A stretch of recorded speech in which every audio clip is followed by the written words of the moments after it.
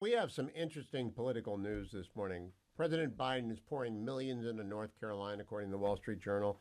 Uh, Donald Trump got $50 million from Tim Mellon. Joe Biden got $20 million from Michael Bloomberg. And then the Washington Post this morning, Trump's convictions fueled a donation surge that's overwhelming.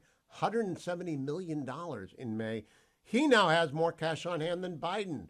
How do you see, what do you hear on the Hill from your friends up there about this race? Well, I think, I'm skeptical of money being a defining thing in this race in particular. It wasn't in 2016 when Hillary Clinton vastly outraised Donald Trump. But I think if you look at that fundraising as a proxy for enthusiasm, it confirms the sort of vibe shift, for lack of a better word, in favor of Trump in the past few months, that the momentum and the enthusiasm has been behind the former president, particularly since his conviction. And so if you look at money as sort of a metric for measuring that, in addition to polls and the crowds and other things that we use as clues to gauge where voters' excitement is, I do think this is a really good sign for the former president. Now, let's talk about what you hear as well, the vice presidential selection. And I have to just go, all these people are my friends. Tom Cotton and Mike Pompeo are good friends. I know Doug Burgum. I know Glenn Youngkin as a guest on the show, and I've interviewed them and all that kind of good stuff. And Tim Scott, I've known forever, as well as Marco Rubio. I've been on. I like them all, but I have personal relationships, so I'm not objective about any of this. Who's going to be the running mate?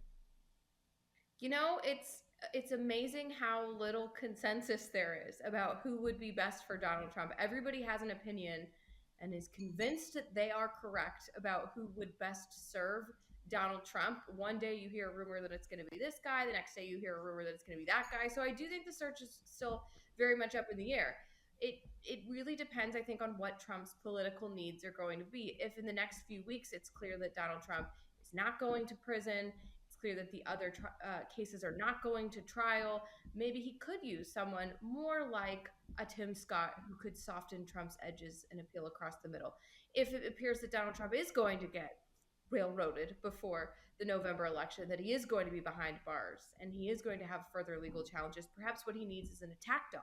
Somebody like Tim Scott doesn't serve that role as well as maybe someone like a Marco Rubio might at this moment. So what his political needs are going to be from July onward, that still remains to be seen.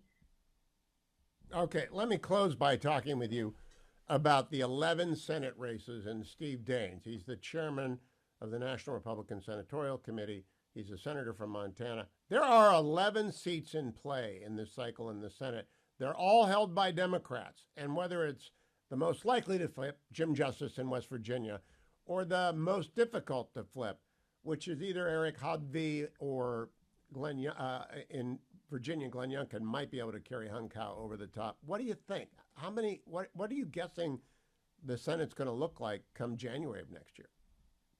I think Republicans have a lot more reason to be optimistic. You look at Biden's numbers in some of those states. I mean, take Montana, for example. I think the latest poll I saw out of there, Joe Biden was trailing Trump by 20 points. There's not a realistic chance that someone like Senator John Tester could outperform Biden by more than 20 points in a state that Trump is poised to carry by those kinds of margins. So, how big are Trump's coattails going to be? That's not entirely clear. But in some of these states, you're going to need voters to split the tickets dramatically. Sherrod Brown in Ohio, for example. Donald Trump's widely expected to carry Ohio as he has in the past. But Sherrod Brown is pulling ahead of Bernie Moreno because there are some ticket splitters. How many are there? If Donald Trump wins by a substantial amount in November, I think Democrats are going to have a hard time convincing enough voters to pick uh, a Democrat and a Republican on their ticket. Ticket splitters are a rarer and rarer breed.